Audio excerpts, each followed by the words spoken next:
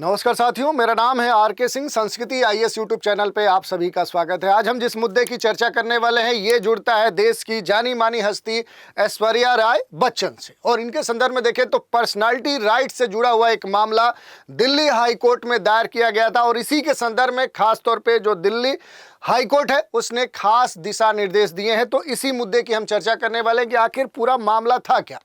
इस पूरे मामले की अगर हम बात करें तो जो दिल्ली हाई कोर्ट है उसने बॉलीवुड अभिनेत्री ऐश्वर्या राय जो बच्चन है इनके पर्सनालिटी जो राइट्स हैं उनकी सुरक्षा करते हुए खास महत्वपूर्ण अंतरिम जो दिशा निर्देश हैं वो जारी किए हैं। और ये जो आदेश है ये केवल ऐश्वर्या राय बच्चन तक सीमित नहीं है। इसी कारण से ये हम माना जा रहा है, क्योंकि ये कहा जा रहा है कि इन्हीं तक ये सीमित नहीं है, बल्कि इसका जो विस्तार है वो व्यापक स्तर पे होगा। और जो मशहूर हस्तियां हैं, जो सेलिब्रिटीज हैं, उनके व्यक्तित्व जो अधिकार हैं, पर्सनालिटी जो राइट्स हैं, उनके प्रचार के जो अधिकार हैं, एडवर्टाइजमेंट के जो उनके राइट्स हैं, उससे संबंधित जो कानूनी बहस है उसे भी अब आने वाले समय में बढ़ा सकता है। तो इसी मुद्दे की हम चर्चा करेंगे, पूरे पृष्ठभूमि को समझेंगे, देखेंगे इस पूरे केस की जो जांच पड़ताल है वो करेंगे कि आखिर इस केस में जो कोर्ट के द्वारा दिशा निर्देश दिए गए हैं उसके क्या प्रभाव हो सकते हैं, और प्रतिवादियों के भी आर्गुमेंट हम देखेंगे। इसके अलावा हम देख लेंगे हाई कोर्ट का ये जो अंतरिम आदेश है आखिर ये किस संदर्भ में दिया गया है और क्या आदेश दिया गया है। इसके अलावा अगर आप देखेंगे तो इसके संदर्भ में जो गूगल को निर्देश दिए गए हैं वो आखिर क्या है, आने वाले समय में क्या कार्रवाई हो सकती है, और पूर्व के जो मामले इस तरह के हैं उन पर भी संक्षिप्त रूप से बात करेंगे। कोर्ट का जो भी कानूनी आधार है, चूंकि निजता के आधार पर ही ये डिसीजन दिया गया या फिर वाणिज्यिक जो पहलू हैं उनको ध्यान में रखते हुए ये कोर्ट ने दिशा निर्देश दिए हैं, और इसमें खास तौर पे कुछ महत्वपूर्ण जो विशेषज्ञ हैं उनकी भी राय लेंगे। तो देखेंगे ये जो केस है, ये जो दिशा निर्देश है दिल्ली हाई कोर्ट का, आखिर इसका क्या महत्व हो सकता है आने वाले समय में, और इस पर क्या बहस हो सकती है, और पर्सनालिटी जो राइट्स हैं,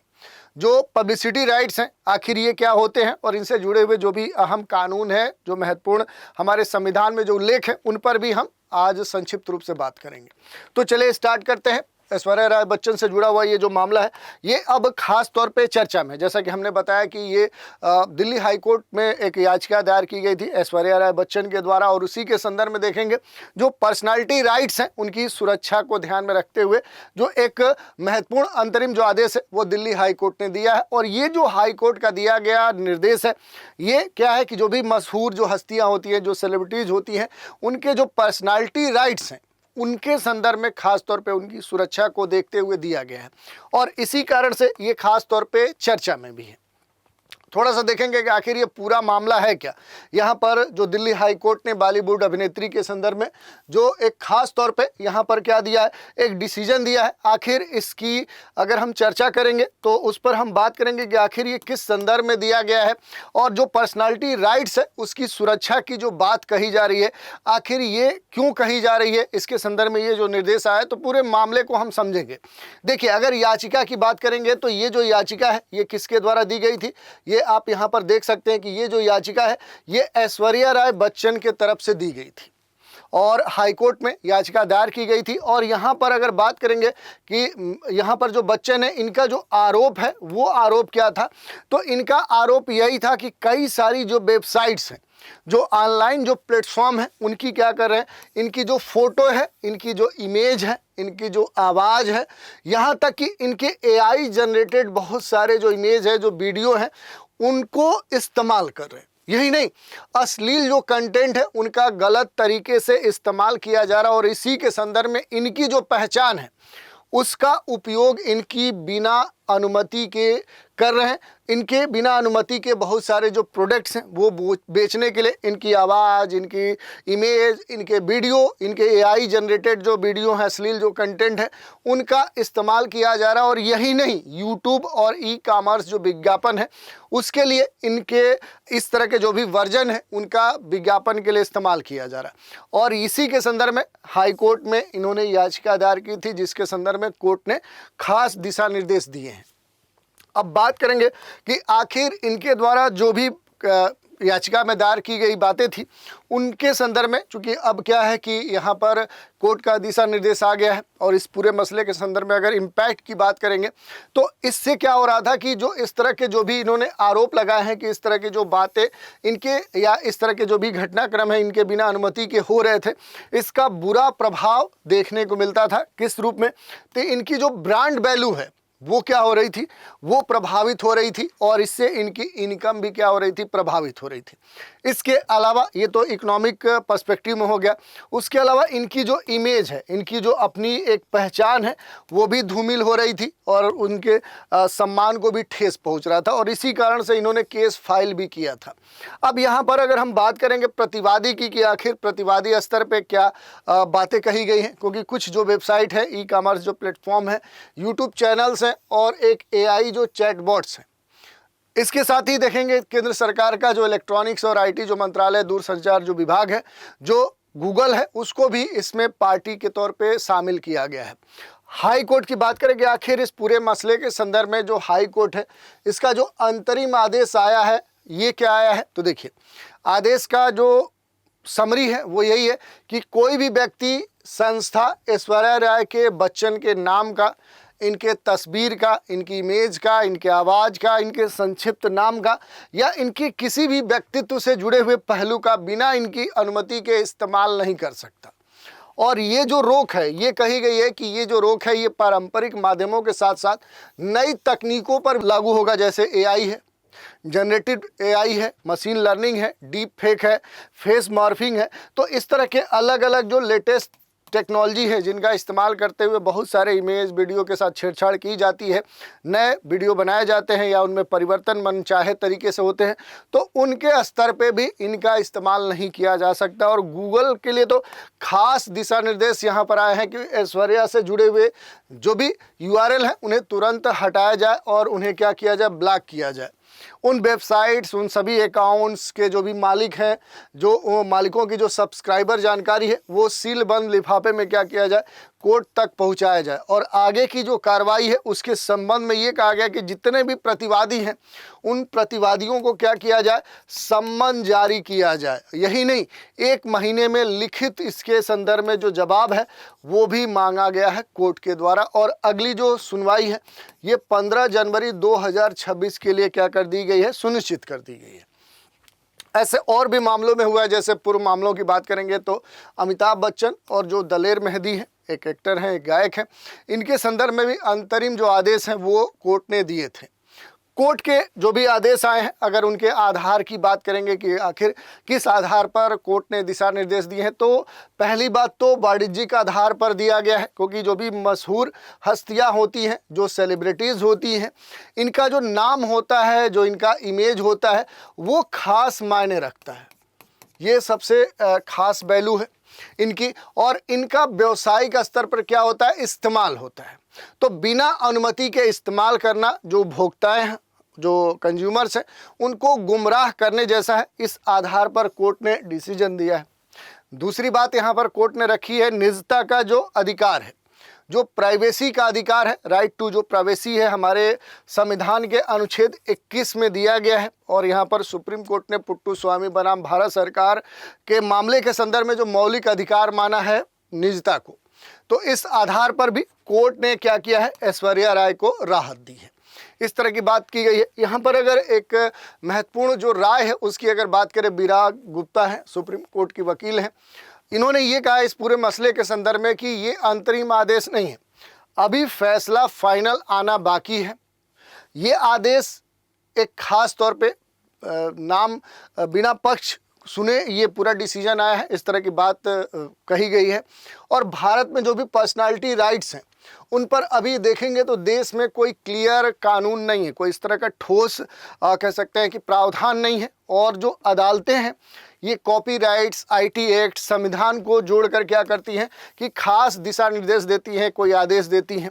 तो ये एक बात इसमें कही गई है। यानी ओवरऑल कह सकते हैं कि प्रॉब्लम्स खास तौर पे कहाँ पर है, अगर रियल में प्रॉब्लम की बात करेंगे तो आम आदमी इतने महंगे जो मुकदमे हैं वो तो लड़ ही नहीं सकता है। तो अगर डिजिटल कंपनियां आदेश लागू करने में आनाकानी करे तो फिर नई जो अर्जी है वो भी इस मसले में लगानी पड़ सकती है, इस तरह की बात कही गई है। अब इस पूरे केस के संदर्भ में देखेंगे कि आखिर इस केस का महत्व क्या है। तो इतना तो क्लियर है कि ये जो केस गया है, ये जो मामला है, ये तो दिखाता है कि नई जो तकनीकें हैं, चाहे वो एआई हो, डीप फेक हो, फेस मॉर्फिंग हो या मशीन लर्निंग हो, ये सारी जो तकनीकें हैं ये नई तकनीक के दौर में पर्सनालिटी राइट्स के लिए देखें तो एक तरह से चुनौती उत्पन्न कर रही हैं। और पर्सनालिटी जो राइट्स है उसकी जो रक्षा है वो अब ज़रूरी भी हो गई है, क्योंकि किसी भी व्यक्ति के साथ, उसकी प्राइवेसी के साथ, उसके सम्मान के साथ, उसके जो भी अधिकार हैं उसके साथ जो छेड़छाड़ किया जा रहा है ये कहीं ना कहीं ठीक नहीं है। और ये जो आदेश कोर्ट के द्वारा दिया गया है ये ख़ास तौर पे जो सेलिब्रिटीज़ हैं जिनका इस्तेमाल करते हुए इस तरह के जो भी घटनाक्रम अंजाम दिए जा रहे हैं उनके संदर्भ में एक जो व्यापक कानून है जिसकी कमी अब महसूस की जा रही है। तो हो सकता है कि आने वाले समय में इस तरह के जो भी घटनाक्रम है, इनसे जुड़े हुए जो मामले हैं उनके संदर्भ में कोई नया कानून भी बन जाए। और इस केस का असर यही होगा कि अब डिजिटल जो प्लेटफॉर्म है वो अब अपनी जिम्मेदारी एक्सेप्ट करें, जिम्मेदारी उन्हें अपनी बढ़ानी होगी। और भविष्य में जो भी पर्सनालिटी जो राइट्स हैं,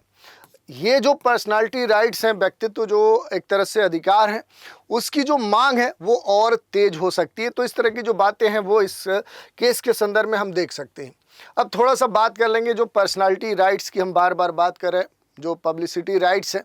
आखिर इसे हम कैसे देख सकते हैं, क्या होता है पर्सनालिटी राइट्स या फिर पब्लिसिटी राइट्स। देखिए,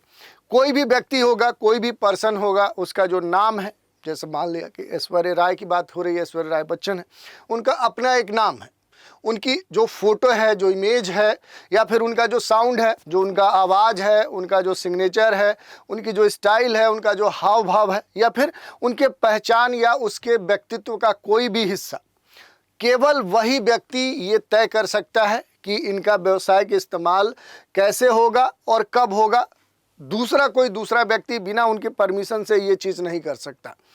महत्व इसका क्या होता है, आम नागरिक के अगर संदर्भ में हम देखेंगे कि इस तरह की जो भी बातें देखने को मिलती हैं, अगर आम नागरिक की अगर बात करेंगे तो उसकी जो भी आइडेंटिफिकेशन है, उस व्यक्ति की जो भी पहचान है वो क्या होती है, वो सुरक्षित रहती है। दूसरी जो प्राइवेसी है, जो गोपनीयता है, वो भी क्या होती है, वो सुनिश्चित रहती है, वो सुरक्षित रहती है, उसकी सुरक्षा की जाती है। तो गोपनीयता की जो सुरक्षा है वो भी सुनिश्चित होती है। दूसरी बात करें कि फर्जी जो प्रमोशन है, खास तौर पे देखेंगे मशहूर हस्तियों के संदर्भ में, कि उनकी जो ब्रांड वैल्यू होती है वो ब्रांड वैल्यू और उसके साथ ही देखेंगे जो कमर्शियल इंटरेस्ट है वो इससे जुड़ा हुआ होता है। तो फर्जी प्रमोशन है या गलत जो कंटेंट है उससे क्या होता है कि इनकी जो इमेज है, इनका जो सम्मान है, इनकी जो प्रतिष्ठा है, उसकी जो रक्षा है वो हो पाती है किससे, तो पर्सनालिटी राइट से। तो ये ध्यान देने वाली बात है कि बिना किसी भी उस व्यक्ति के परमिशन के, उसके नाम, उसके फ़ोटो, उसके आवाज़, उसके सिग्नेचर, उसके स्टाइल, उसके हाव भाव या उसके पहचान से जुड़ा हुआ कोई भी इस तरह का जो कृत्य है उसे बिना उसकी परमिशन से उसका कमर्शियल यूज नहीं किया जा सकता। दूसरी बात करें कि पर्सनालिटी जो राइट्स है उसकी भारत के संदर्भ में अगर स्थिति की बात करें तो पहले ही बात हमने कह दी थी कि भारत में इसको लेकर कोई स्पष्ट कानून नहीं है, इसको लेकर विशेष जो स्टेटस है वो मौजूद नहीं है। अब उसकी कमी महसूस की जा रही है और अदालतें क्या करती हैं कि अलग अलग कानूनों को जोड़कर, संवैधानिक जो प्रावधान है अपने देश में, उनका सहारा लेकर जो भी केस कोर्ट में जाते हैं उनके आधार पर जो भी कह सकते हैं कि वहाँ पर वादी होता है या फिर याचिका करने वाला याचिका करता है, उसे क्या करती हैं, वो राहत प्रदान करती है। और वही वजह है कि इन अधिकारों का जो दायरा है, इनकी जो व्याख्या है अभी भी न्यायिक मिसालों पर ही आधारित है। कि इसी कारण से कहा जा रहा है कि ये जो मामला है ये आने वाले समय में एक तरह से नजीर हो सकता है अगर इस पर कोई ठोस निर्णय कोर्ट का आता है। तो इस तरह की बात देखने को मिलती है। इसके अलावा अगर आप देखेंगे तो एक दो चीज़ें और हैं, जैसे कानूनी सुरक्षा के जो प्रमुख स्रोत अपने देश में हैं, जैसे कॉपीराइट जो अधिनियम 1957 का है, ये जो कानून है ये मौलिक जो भी कृत्य होते हैं, चाहे वो फिल्म हो, गाने हो, फोटोग्राफ्स हो, उनकी रक्षा के लिए ये काम करता है। चाहे किसी सेलिब्रिटी की तस्वीर हो या उसकी आवाज़ हो, उसकी अनुमति के बिना क्या है कॉपीराइट का उल्लंघन माना जाता है। लेकिन ध्यान देने वाली बात ये यहाँ पर रखी जाती है कि कॉपीराइट जो व्यक्ति की पहचान है उस पर नहीं, बल्कि जो एक कंस्ट्रक्टिव जो रचनात्मकता है उसकी एक तरह से अभिव्यक्ति पर ये लागू होता है। तो इस तरह की बात कही जाती है। ऐसे ही अगर आप देखेंगे तो ट्रेड मार्क जो अधिनियम 1999 का है, ये किसी भी सेलिब्रिटी मशहूर जो हस्ती है उसके नाम, उसके हस्ताक्षर, उसके स्टाइल या ट्रेडमार्क के रूप में क्या हो सकता है, पंजीकृत हो सकता है। मशहूर जो हस्तियां हैं वो अपने नाम, अपने हस्ताक्षर या किसी भी लोकप्रिय जो उनके डायलॉग हैं, जो वाक्यांश है, स्टाइल है, उसकी ट्रेडमार्क के रूप में क्या कर सकती हैं, उसे रजिस्टर्ड करा सकती है। इसका उदाहरण आप ले सकते हैं सचिन तेंदुलकर,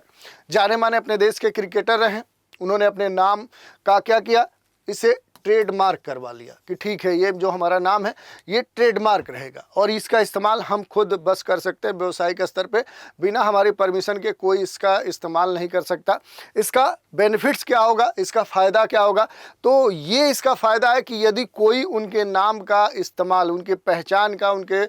किसी भी इस तरह के कृत्य का अगर इस्तेमाल करता है, व्यावसायिक उपयोग करता है, तो ट्रेडमार्क जो उल्लंघन है उसका दावा सचिन तेंदुलकर उसके ऊपर कर सकते हैं और इसके बदले में उससे कह सकते हैं कि इसकी भरपाई भी करनी पड़ सकती है। इसके अलावा भी एक महत्वपूर्ण कानून है जिसकी हम चर्चा कर सकते हैं, सूचना प्रौद्योगिकी जो अधिनियम 2000 है, आईटी एक्ट है।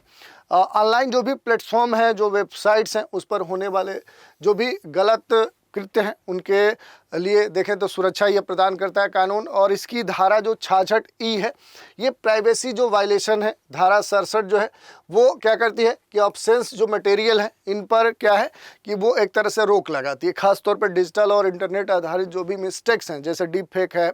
मशीन लर्निंग है, ऑब्सेक्स जो कंटेंट है, फेक जो एड्स हैं, उन पर ये जो कानून है ये कंट्रोल करता है। और इसके अलावा जो संविधान का जो आर्टिकल 21 है, जो राइट टू प्राइवेसी का एक अधिकार देता है, सुप्रीम कोर्ट का जो पुट्टा स्वामी बनाम भारत संघ का जो मामला है 2017 का, इसमें राइट टू प्राइवेसी को क्या किया गया है, फंडामेंटल राइट माना गया है। इसमें सम्मानपूर्वक जो भी जीवन जीने की जो अधिकार की बात है वो किया गया है कि किसी भी सेलिब्रिटी की जो पहचान है उस पहचान का गलत जो इस्तेमाल है, उसकी जो प्राइवेसी है, जो गोपनीयता है, उसकी जो अपनी गरिमा है, उसका जो सम्मान है, उसका उल्लंघन माना जा सकता है। तो इस तरह की बातें या इस तरह के जो भी कानून है वो अपने देश में, जिसके आधार पर जो भी कोर्ट्स होते हैं वो क्या देते हैं, वो जो भी याचिकाकर्ता होता है उसे राहत प्रदान करते हैं। तो ये पूरा न्यूज़ थी और इससे जुड़े हुए जो भी अहम पहलू थे उस पर हमने बात की। इसी पर आधारित एक प्रश्न देख लेते हैं कि हाल ही में किस मशहूर अभिनेत्री ने दिल्ली हाई कोर्ट में पर्सनालिटी राइट्स की सुरक्षा के लिए याचिका दायर की है। विकल्प है प्रियंका चोपड़ा, दीपिका पादुकोण, ऐश्वर्या राय बच्चन या फिर करीना कपूर। तो इस प्रश्न का उत्तर आपको हमें कमेंट के माध्यम से देना है। तो आज के एपिसोड में हमने इसी मुद्दे की चर्चा कर ली और इससे जुड़ा हुआ जो भी अहम पहलू थे अलग अलग उन पर हमने डिटेल से बात की और उनसे जुड़े हुए जो भी आने वाले समय में अब देखने वाली बात है कि इसका जो फाइनल निर्णय आता है वो क्या आता है और वो किस संदर्भ में देखें तो कोर्ट देता है और वो कैसे नज़ीर बनेगा आने वाले समय में, अब वो तो देखने वाली बात है। जब न्यूज़ आएगी फिर बात करेंगे और उस पर हम डिस्कस करेंगे।